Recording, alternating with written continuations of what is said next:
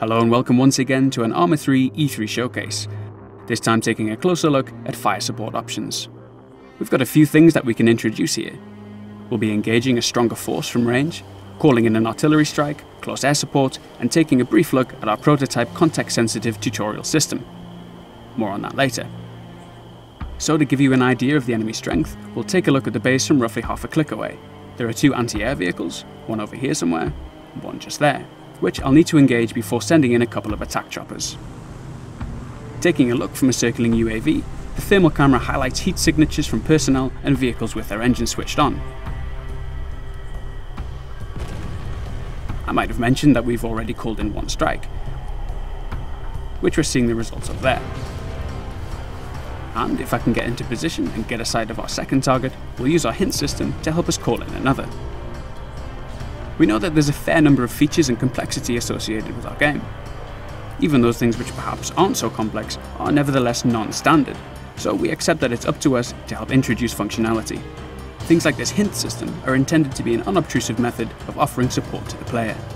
By unobtrusive, I mean that it's a modular system integrated into the missions themselves, which can be quickly disabled for those players more familiar with the game, accessed optionally for other players who might benefit from a quick reference for which keys to press, and so on.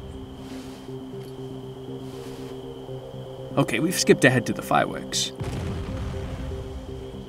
I think it's worth mentioning that our supports are actual units present in the game world, perhaps a few kilometers away, so when I'm calling in support, I do need to wait for them to prepare, to fire, and for the rounds to get to the target.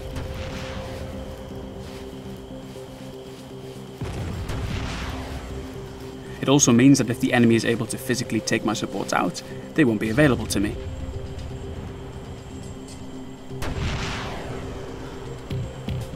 Taking a look again from above, we can see the burning wrecks of the anti-air defences, which means my helicopter is going to have a much better chance of providing effective support.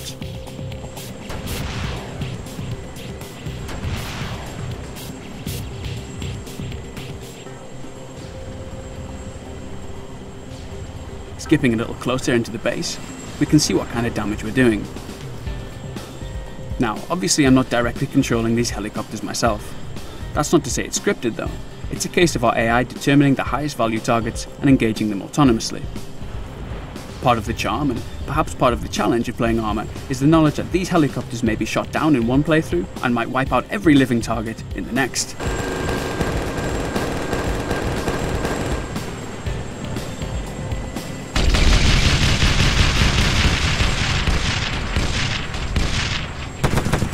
Here, for example, there's an enemy APC pinning me down.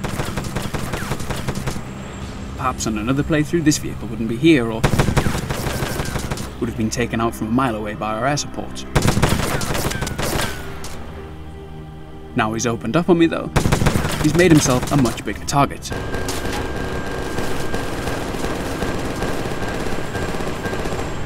So now my support is engaging him, and I should be able to continue ramboing around the base.